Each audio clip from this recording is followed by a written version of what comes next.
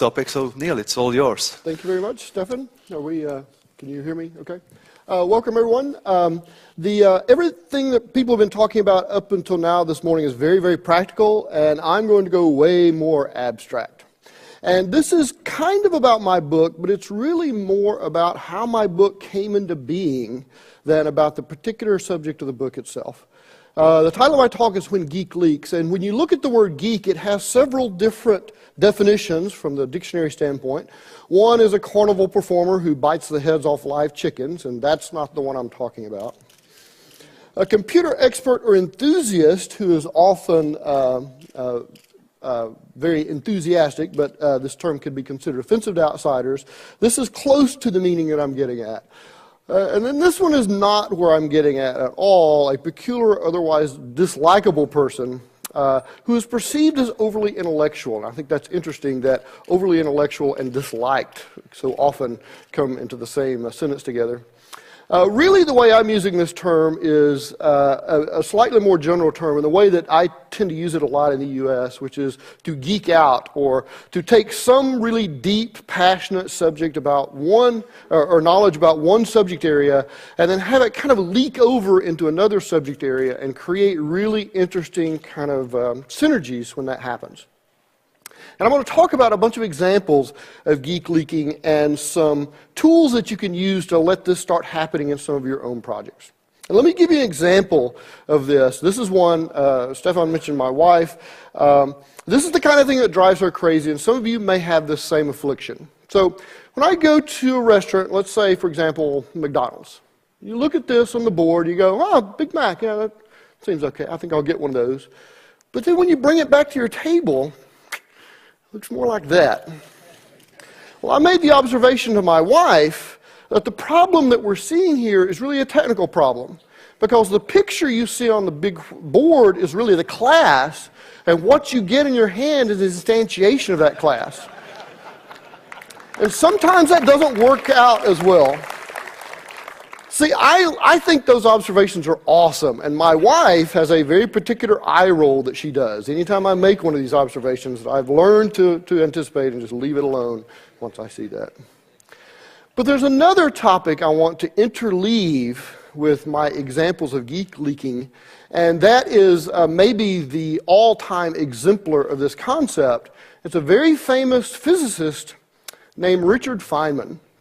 Richard Feynman was a scientist, a physicist who worked at Los Alamos on the atomic bomb program. He was a particularly gifted mathematician. In fact, they think that he had synesthesia, which is the term that means some of your senses bleed over into others. So it was said that Feynman could look at equations and formulas and see the terms in color when colors weren't really there.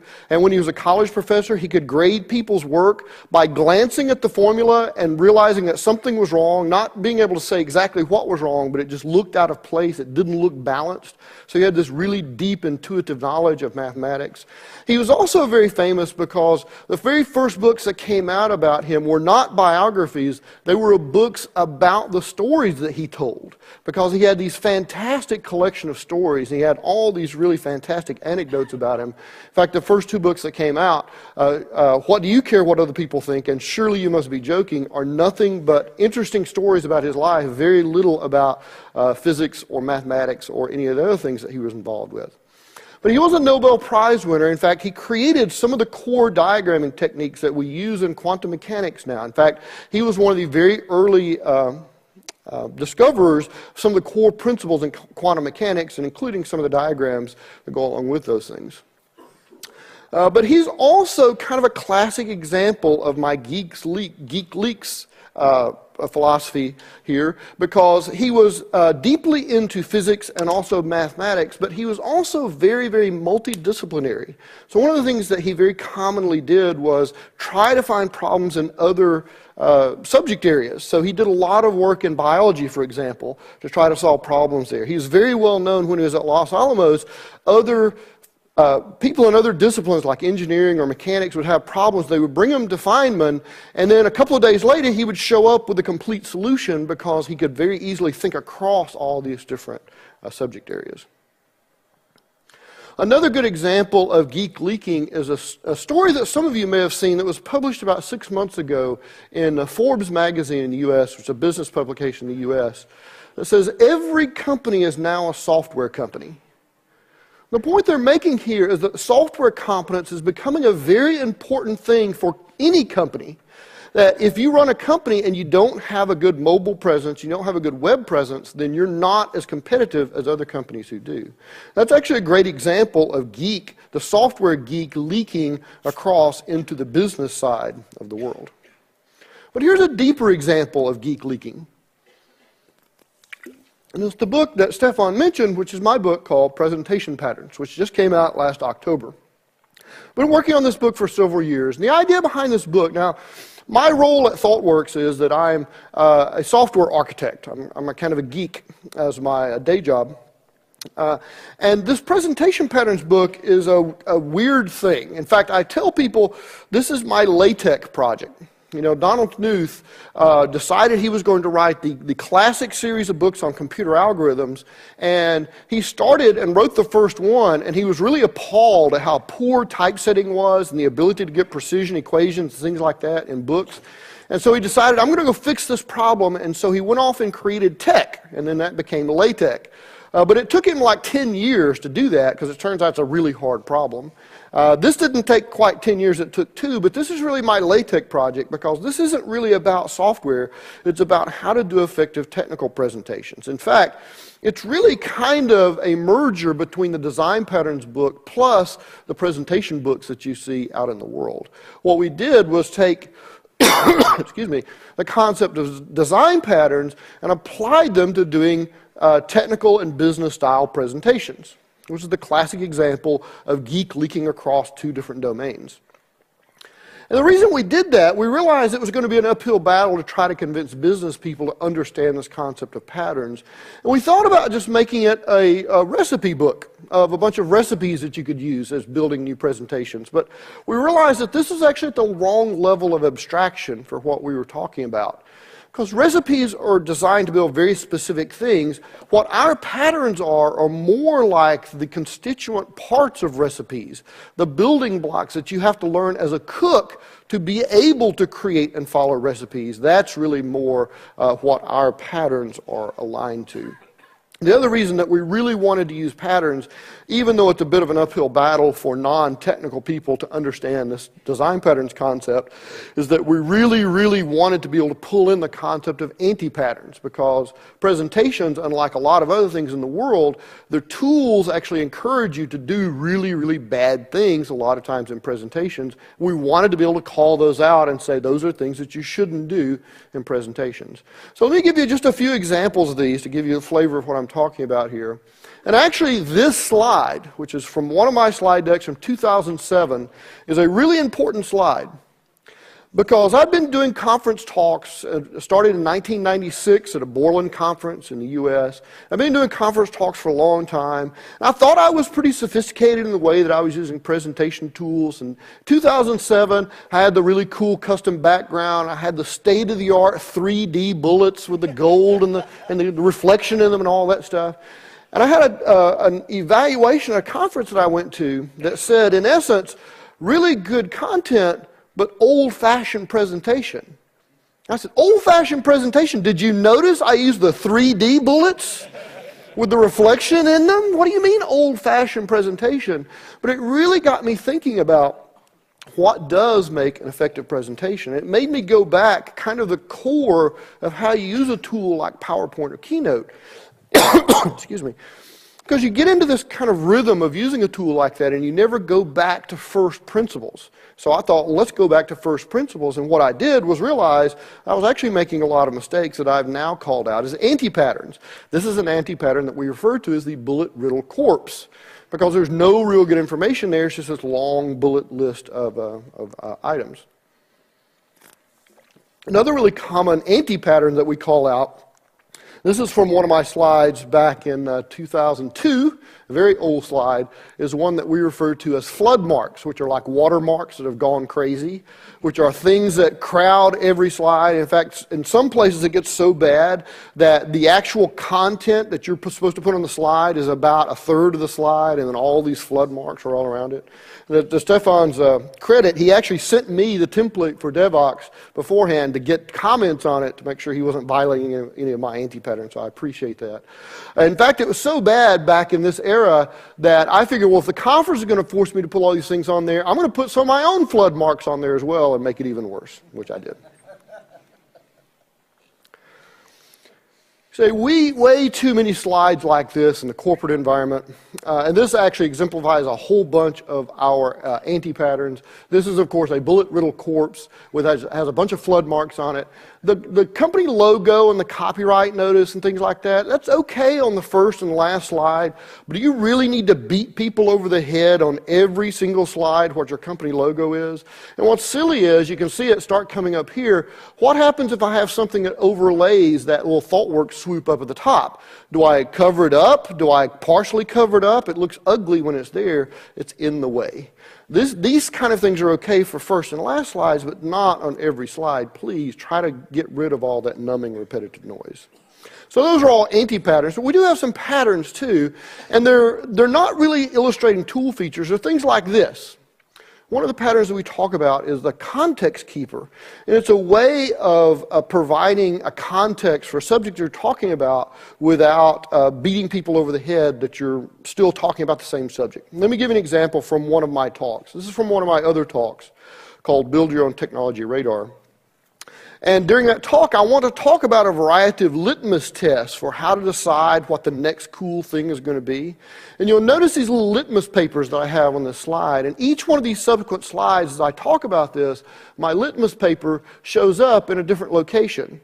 And it stays on the screen always because I'm still talking about litmus tests, even though I'm talking about some other nuance and a lot of other digressions about that. Ultimately, this is still about these litmus tests that I'm talking about. And that context keeper keeps that in your mind because it's always there on the screen. Another one of our patterns is one that we call backtracking, and you see this used in presentations a lot, where I need to talk about something and then digress for a second and bring some nuance to it and then come back and finish a list or finish something else that I'm working on. That's a good example of a backtracking, and you'll actually see an example of that in this presentation. Another one of our anti-patterns is one that every speaker suffers from, which we call hiccup words, which are the little words that you don't realize that you say over and over and over again until you see yourself on video or someone else is watching you and tells you what your hiccup word is.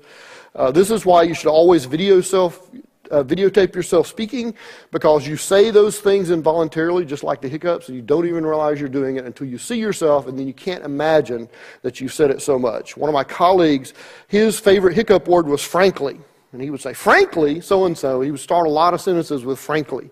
We were doing this technical presentation for the showcase, and I was kind of bored. I didn't have anything to do because I was waiting for my turn to go speak, and so I started counting his franklys.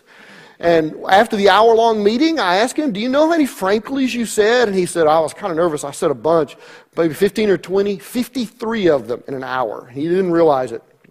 It can get distracting. But I want to leave that subject for just a second. I'm in danger of talking about the presentation within the presentation, which is actually another one of our anti-patterns. And I want to go to another example of geek leaking, which is from this book. This is a book from John Markov called What the Dormouse Said, How the 60s Counterculture Shaped the Personal Computer Industry. It's really fascinating to think that the place and time when most of the things that we think of as personal computer came about was culturally a very unusual place. It was the west coast of the U.S., California, in the 1960s, when there was a lot of hippie movement, a lot of anti-war protest. This actually, in the 1950s, they started something called SAIL, which is the Stanford Artificial Intelligence Laboratory. The first head of SAIL was this guy, John McCarthy, who some of you will recognize his name. He's the guy who created Lisp and did a lot of pioneering work in artificial intelligence. In fact, he is one of the reasons that so much artificial intelligence stuff use Lisp, so much so, a lot of people think that Lisp is specifically designed for artificial intelligence, and it's not. It's just a super powerful programming language, and they had a really hard problem, so they wanted to use it to try to solve that problem. These are a bunch of the guys from Sale after a reunion that happened many years after the fact. But a lot of their perspective on things came from this kind of hippie subculture that they were in. Because in the 50s and 60s, computers were very much industrial kind of business things. And nobody was thinking about how to make them easier for people to interact with, how to make them portable, how to do things that we think of as PC kind of things now. In fact, there was a lot of kind of recreational drug use. In fact, that book points out that almost certainly the very first e-commerce transaction that ever happened was to purchase marijuana. So that's what these guys were doing back in the 60s. They were isolated from the main campus. This is actually the Sale building off the main campus, and so they had kind of an interesting laboratory where they could really play at anything that they thought was pretty interesting. And they did some really interesting things there. In fact, there was an event that's still available. You can see a reference to it on Wikipedia, and you can actually watch the thing. They videotaped it.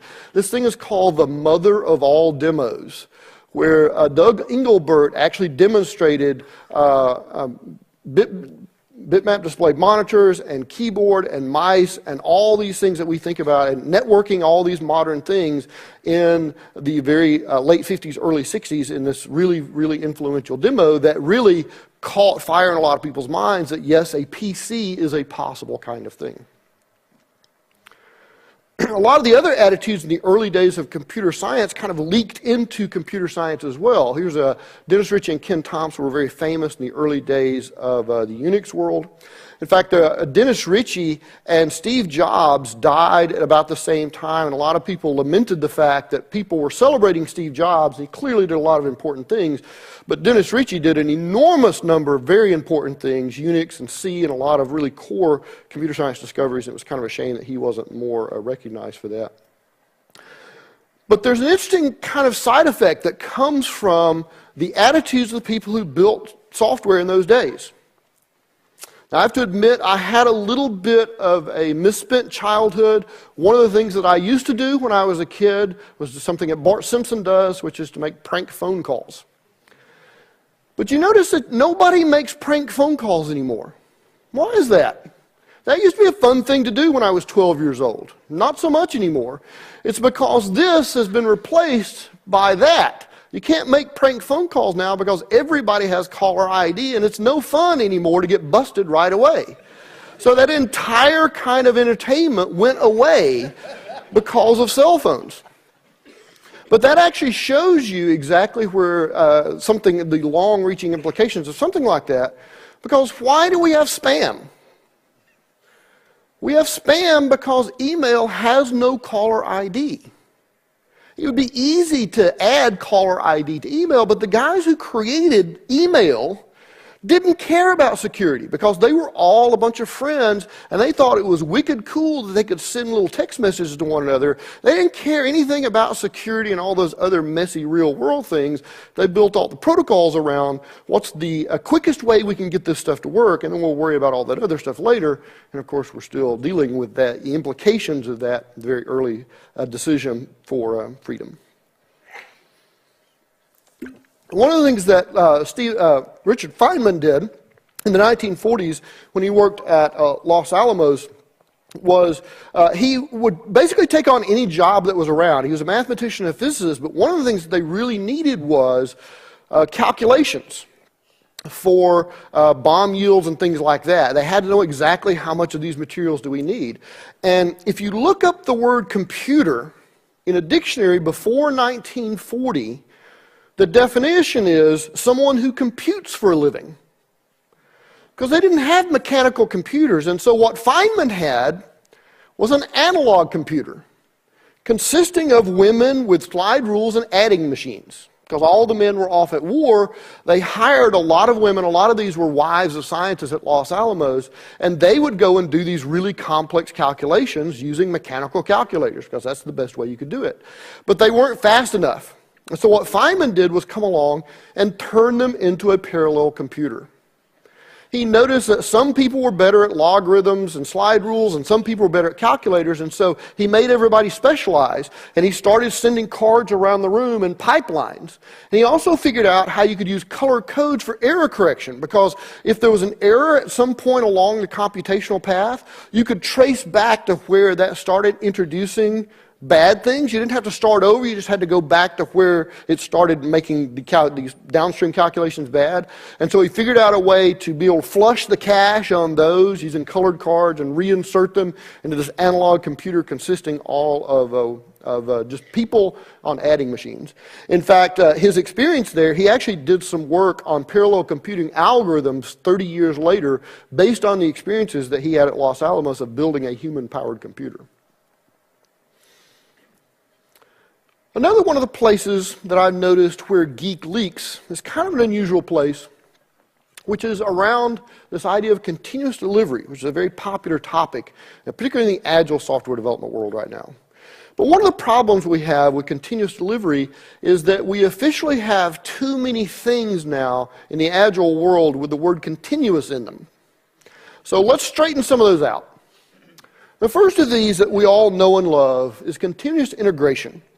And there's a story that Martin Fowler tells when we do this workshop together that I'll tell here on his behalf, because it's a great story about the very first software project he ever saw as a teenager in the UK. He grew up in Birmingham in the UK, and his father had a friend who was running a software project, and so Martin, the teenager, got to come along and see this software project.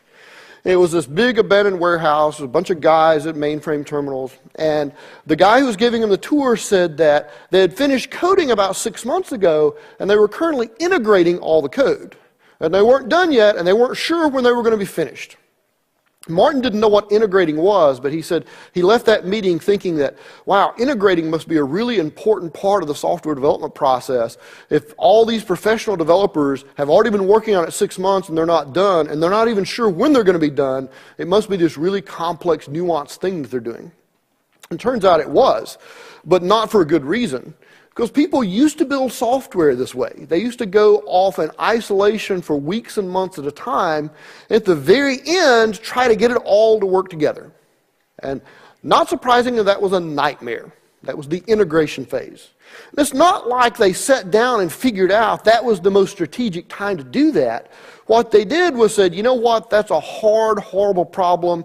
Let's just put that off and we'll deal with that when we get to it. You guys just get busy doing some useful stuff right now and we'll deal with that problem downstream. The problem, of course, is that it becomes an enormous problem, and that's what continuous integration was designed to solve. The original mantra for continuous integration was that everybody integrates all their code at least once a day. That was what the XP guy said, is everybody integrates all their code at least once a day. And people were on traditional projects when they said that, said, that's insanity. Do you know how much integration sucks? And you want to do that every single day? That's awful. But it turns out when you do it every day, it doesn't suck nearly so bad because a little tiny bits of it, not this big giant mountain of it. And this became such a popular practice that we've actually named machinery after this. We have continuous integration servers now. There's an entire product category around this idea of continuous integration. But the original idea was everybody integrates to the main line at least once a day. But because we built up all this machinery, people started getting really ambitious with the machinery. And they said, you know what? We've got continuous integration server that's running all of our unit tests, and they're running some functional tests, and we'll get it to run some security tests and some scalability tests. And at some point, you've got such a suite of automated torture tests against your code that you can't think of anything else you would do to it before you send it live. And that's basically continuous deployment, which is deployment as the final stage of continuous integration. And there are some surprisingly good things that come out of this, but this is probably too ambitious for most of you. But this has the seeds of the idea of continuous delivery in it, which is this idea that software is always in a deployable state. That your goal when you finish coding is not that you pass some unit tests, but that that code is running in a production-like environment as quickly as it possibly can.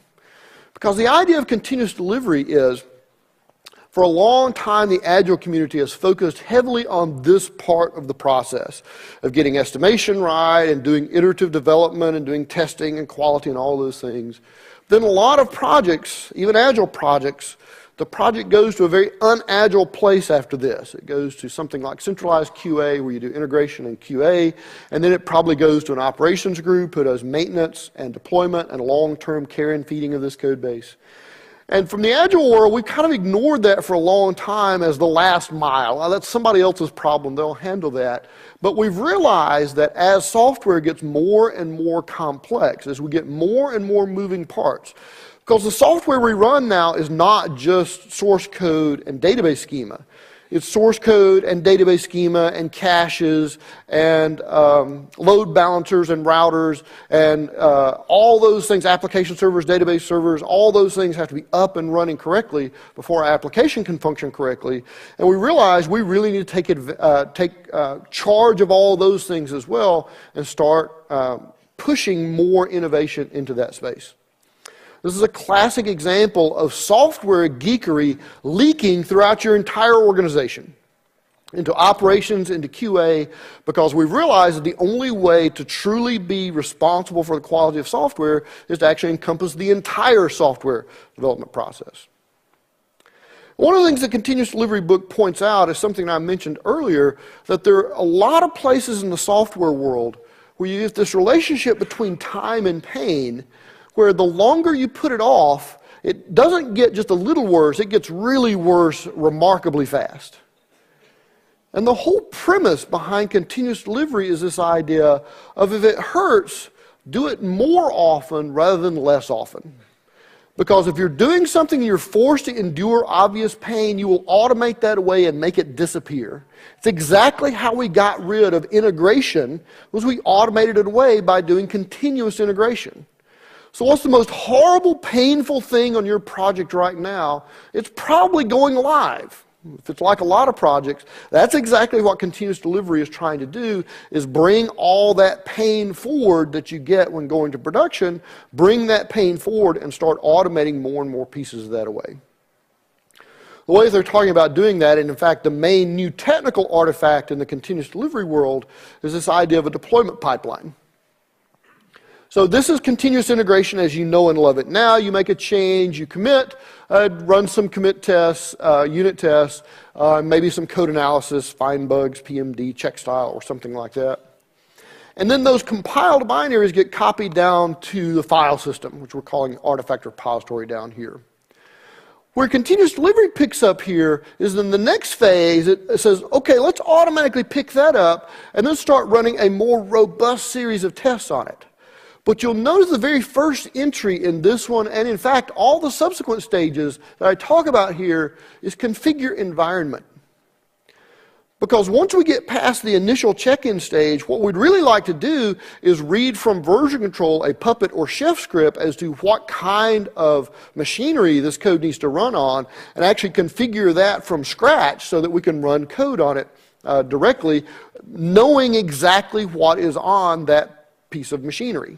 And you'll notice that every new stage, where there's a manual stage like UAT, we still configure the environment from scratch. That's an entire category of problems that we miss when we put things off until production. We're pulling all that pain back closer and automating all that away.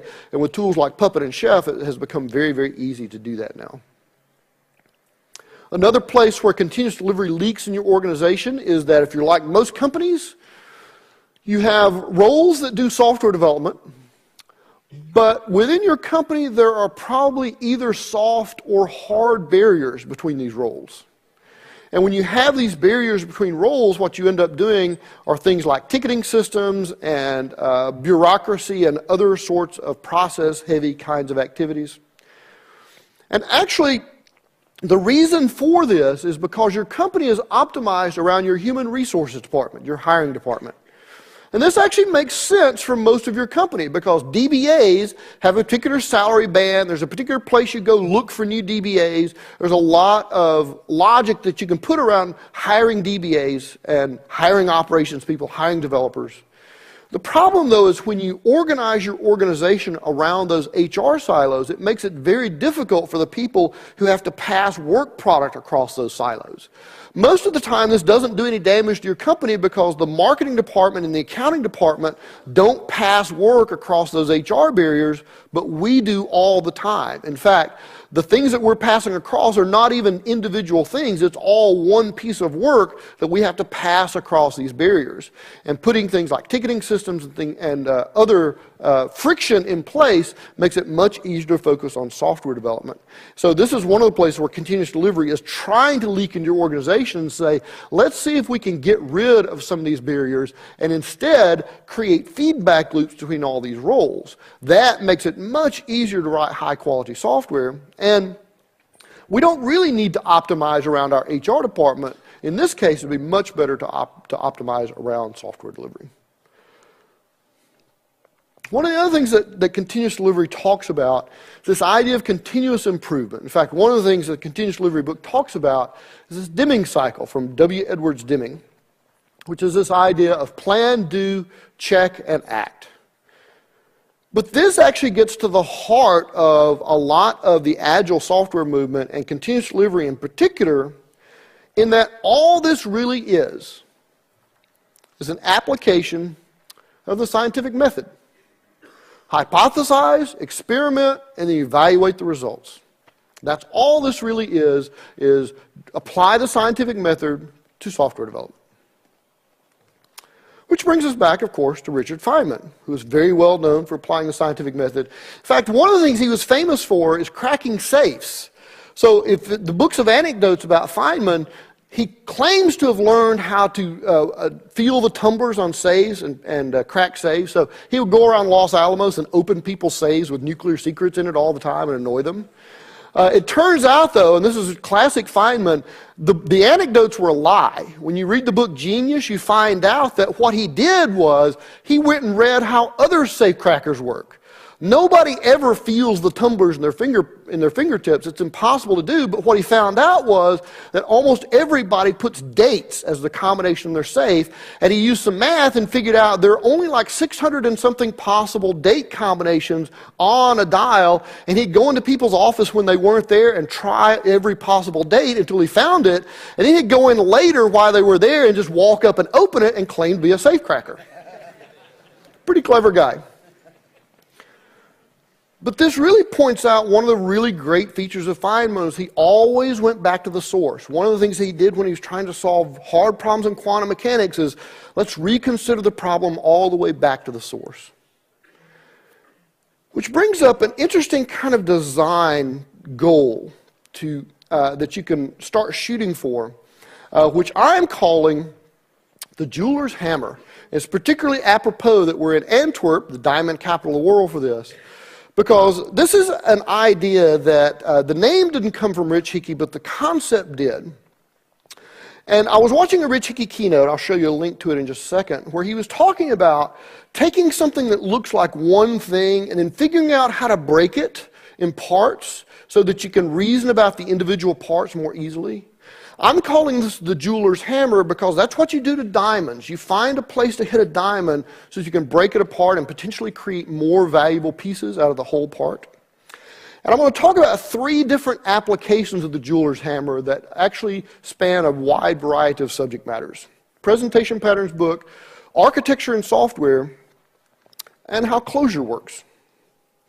One of the things I'm actually proudest about in the Presentation Patterns book is the application of the jeweler's hammer in a few places to really help define some of my terms. And one of those places was this distinction between what is the difference between presentations and prose. So I need to send some information to somebody. I could do it in a Word document as prose or an email, or I could create a presentation and deliver the presentation to them. So what's the real key difference? What is that jeweler's hammer for that? It turns out it's time. Because in presentations, you manipulate time, whereas you don't in written documents. The reader controls the time, whereas in presentation, I control the time. And we use that to create this split between info decks versus presentations. An info deck is a slide deck that has no time in it, and time manifests in slide decks as transitions between slides and animations within slides. So if you have a slide that has no transitions or animations, you have an info deck, which you can just flip through at your own pace, versus a presentation that takes advantage of all the time and the time ability that you have. Another place that we apply the jeweler's hammer is this distinction between demonstrations versus presentations, and this distinction between a live demo versus a dead demo. Unfortunately, we saw live demos this morning, but a lot of times at technical conferences you see lots of what we call dead demos. Places where live coding work well are things like tutorials, not so well are detailed technical deep dives. It's probably not a good idea to live code your deep dive exploration into class loaders in Java, because it'll take you 50 minutes to get it all typed in and then 2 minutes to show what you're trying to demonstrate. Product demos work really well, and that's exactly what we saw today. Not as much with exuberant tool interaction. Hands-on classes, it works really well, but it's really terrible for time-consuming tasks. And in fact, what we're saying is that a lot of times at a technical conference, unless you're showing code running for a particular reason, there are actually advantages to showing it in a slide rather than in an IDE. Excuse me. For example, this is one of the techniques that we call traveling highlights, where I can actually move a highlight as I'm talking about different pieces of code. All I've really done here is taken a screenshot of code in an IDE, because people are used to seeing it syntax highlighted, and then overlaid another screenshot on top of it that has one of the lines highlighted, and then just dissolve that in on top. So it looks like the highlight is actually moving. Here's another example of that. This is an example of traveling highlights, but another thing we can do, and this projector is probably good enough to do this, another way to highlight the code I'm talking about is an opacity shift. So everything that I'm not talking about actually fades out, and just the things I care about are still in focus. You also have some advantages for doing things like comparisons. Here's from one of my Java talks where I want to talk about how similar these two comparators are. You can show them in an IDE and talk about how similar they are, but when they're in a presentation tool, you can illustrate how similar they are. Another great thing, another one of our patterns is how do you show really long-running demos and things like that without eating up a lot of startup time for application servers and databases and things like that. We use this pattern called lip sync, where we actually record as a video our interaction with the tool, and now I can talk over it, bring up highlights. I don't have to concentrate on what I'm doing while it's running. And my colleague Matthew had a presentation where he had this demo that took 19 minutes and 30 seconds to get the entire thing done from start to finish. And by lip syncing and recording the really time-consuming parts of it, he reduced that to 1 minute and 30 seconds. The whole trick here is this allows you to get much higher information density in your talks if you don't spend time doing things that are not directly pushing your talk forward, and just typing code is usually not something that's directly pushing your talk forward. Something else you'll notice that I do in this talk sometimes, one of the things that people tell you if you go to a class like SpeakWrite, is that you should never use slides at all, because when you use slides, people look at the slides and not you. But what I do is put blank slides in, so that when the blank slide's there, I'm the only thing that's moving. You have to look back at me. This is the invisibility pattern. We're trying to avoid having stale content on slides, and we just fade that away. But, as I mentioned before, one of our anti-patterns is going meta, which is talking about your talk during your talk, and so I'll stop doing that. But that's application of the jeweler's hammer within the presentations pattern space. Let's look at it in Clojure. This is the keynote I was referring to, and while Rich didn't use the phrase jeweler's hammer, he described this thinking process, which I've applied a name to, and he actually did this in Java. Because what Rich figured out is what makes threading so difficult in Java. It turns out it's variables. Variables really have multiple responsibilities, but they are encapsulated in just one thing. Variables were created in Java before they started thinking about threading, and variables make a lot of assumptions that violate the ideas of threading.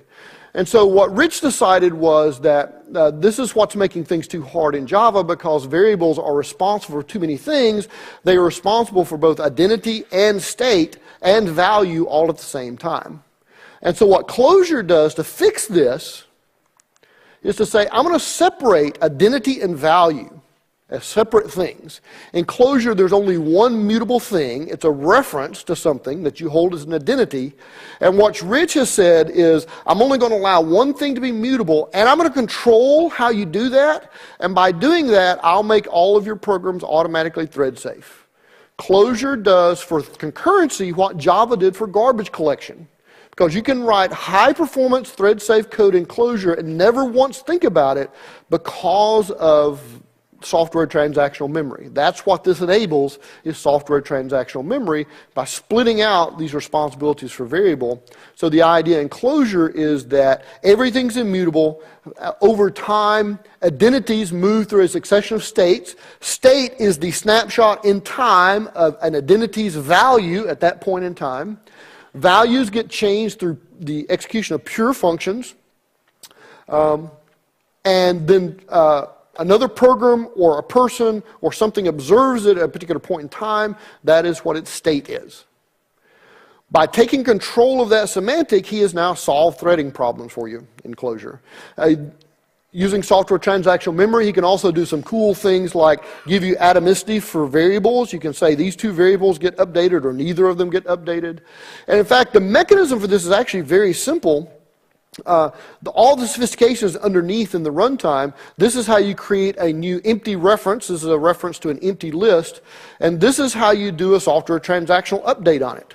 The key thing here is do sync.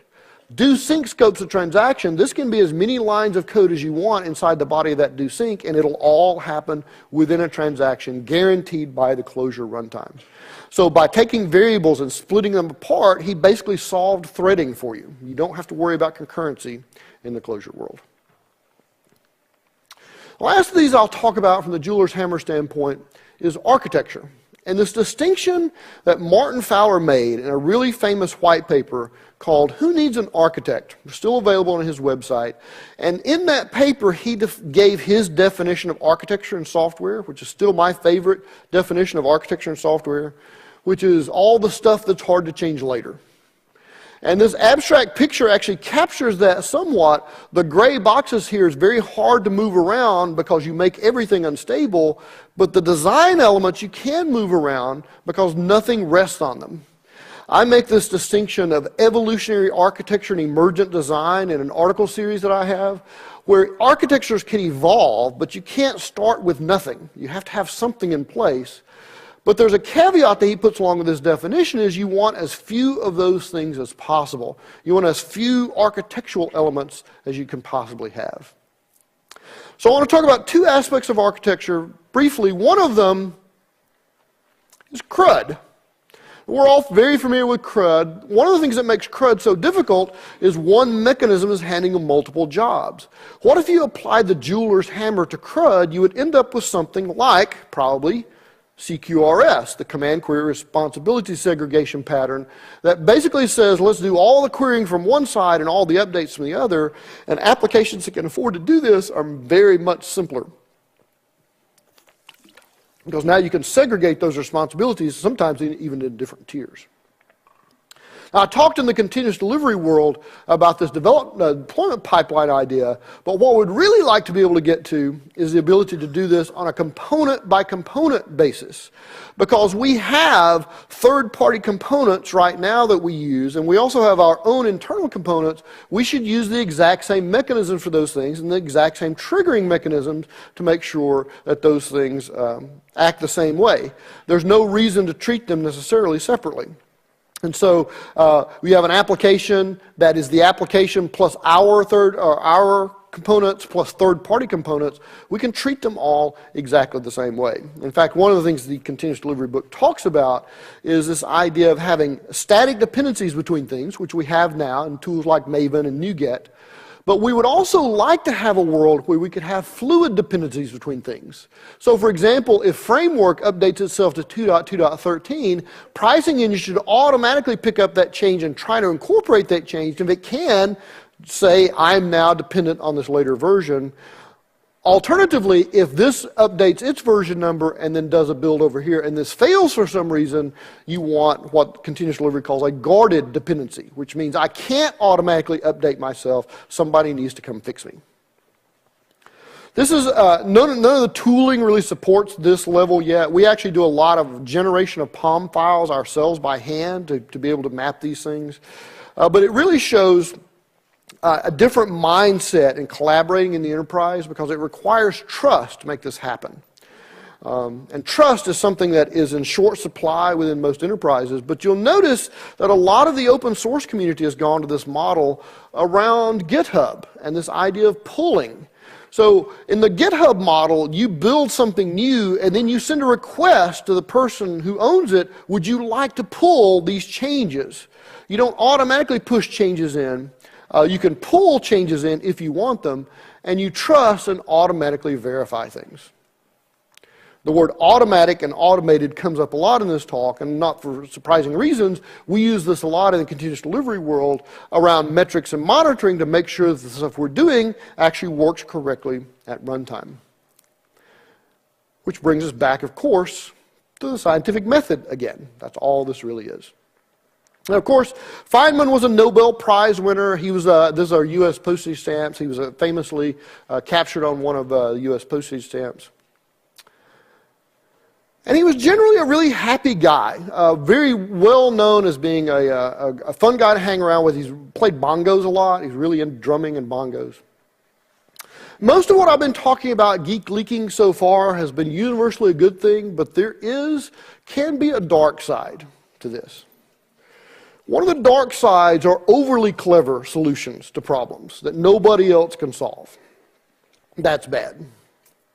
Some of you probably saw this.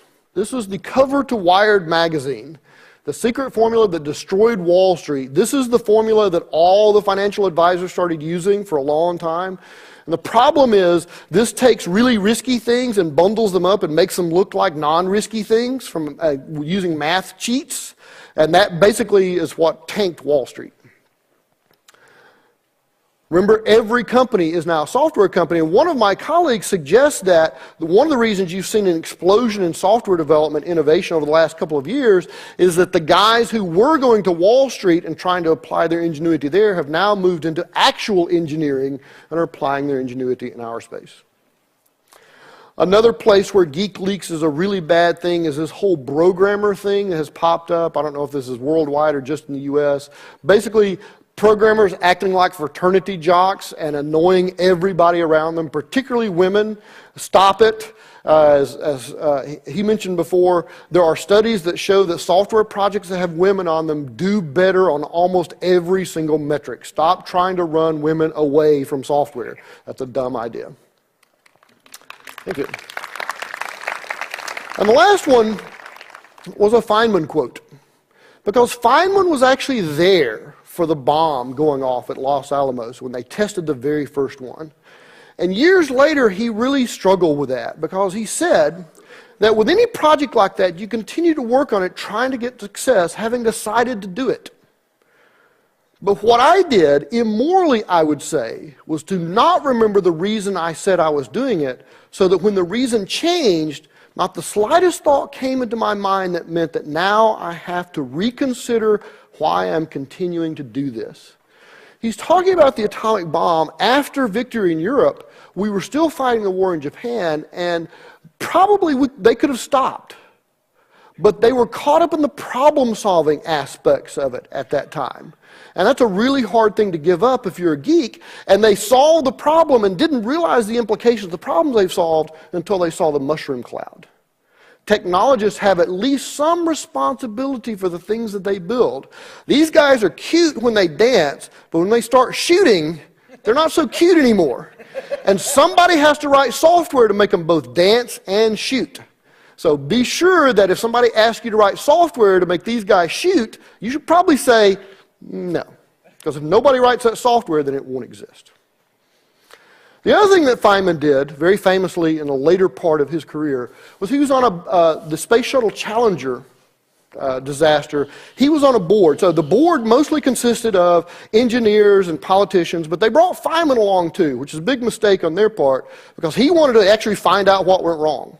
And so they were taking all this board around to show all these things, and a lot of the debate came down to these O-rings, these rings that hold the seals in place on the space shuttle, and all these Morton Thiokol engineers gave all these statistics and proofs and all those things, and Feynman actually completely debunked all that stuff very, very easily during his time on this Challenger board.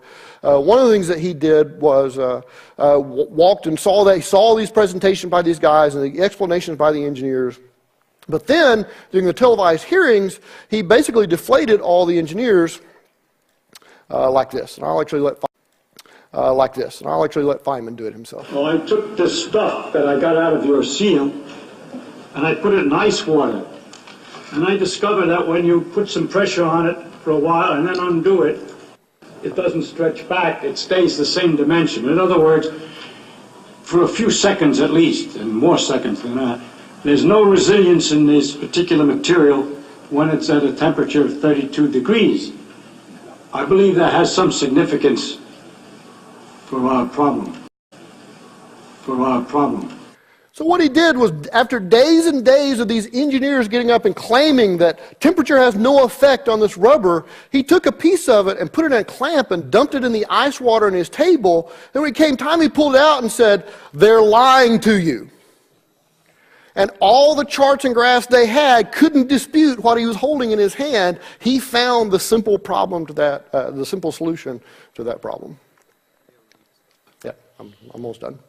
So this actually has an interesting link back to the presentation patterns world, which is from this book, Edward Tufte, where he talks about a presentation probably is responsible for the Columbia Space Shuttle disaster.